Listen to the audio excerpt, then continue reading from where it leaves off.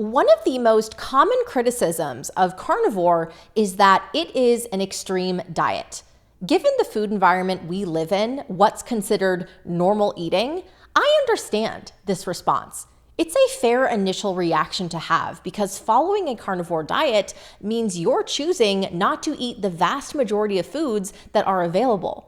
But when you step back and look at our history as humans, how unbelievably recent and unprecedented so many aspects of modern food are, I would assert that the way that we're currently eating as a society on a standard American diet is actually what's extreme. In an open letter published in 2017 by a group of physicians in Canada called Low Carb, High Fat is What We Physicians Eat, You Should Too, I love how they address this historical aspect of our diet. They say, the low carbohydrate, high fat diet, LCHF, is not a quote unquote fad diet. It's a way of eating that is as old as the world.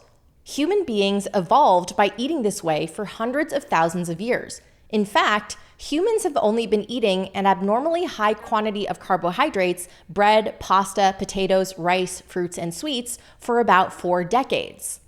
I agree with this 100%. And the thing that is noteworthy to me about this 4 decades thing is that because I am less than 4 decades old, I have not known anything different than this seed oil, flour, and sugar carb fest. I grew up eating Pop-Tarts and Cinnamon Toast Crunch and frozen pizzas and Hot Pockets, and that was all normal and expected.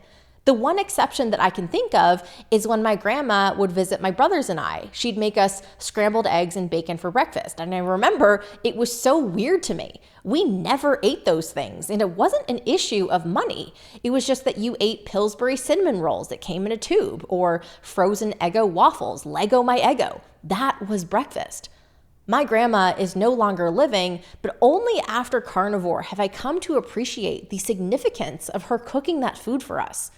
I've seen so many memes floating around the internet about how grandma knew best on butter and steak and bacon and eggs, and I've had so many conversations with people who are old, in their 80s and 90s, even over 100 years old, who have told me about how when they were younger, people ate mostly animal foods. They ate dairy and meat and eggs, maybe some potatoes or other vegetables that were grown on the farm during limited times of year when they were available, but animal foods were the staples. Those were the reliable foods that you had around. And generally, people cooked with animal fats like butter and lard because modern industrial seed oils didn't even exist. It's ironic to me how even paleo is referred to as the caveman diet, and critics of it are like, well, we aren't cavemen anymore.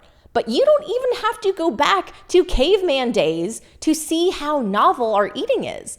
Just go back 100 years. No one ate like we do today. And it's not just that many of the ingredients that we now use didn't exist in our food supply. I'm also talking about our eating practices. I've talked before about how snacking wasn't a thing that people did until the 1960s. It was an initiative invented and pushed by the manufactured food industry.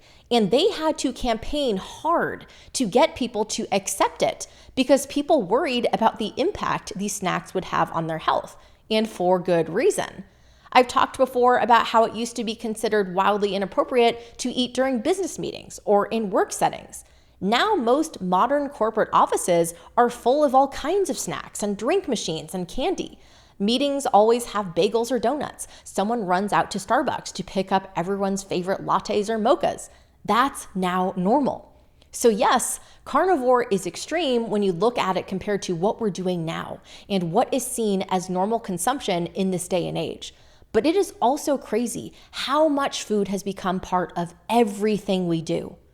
I recently went to a morning play date that someone hosted at her house, and she had donuts and pizza and muffins and all sorts of crackers and fancy packaged snacks, fresh cut watermelon and fruit, and it was so generous of her. But also, it was too much and reflects the normalized gluttony of the times we are living in and what people expect.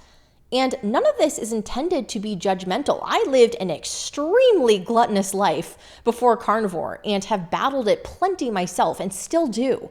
I understand the allure of these foods and have to work at it sometimes.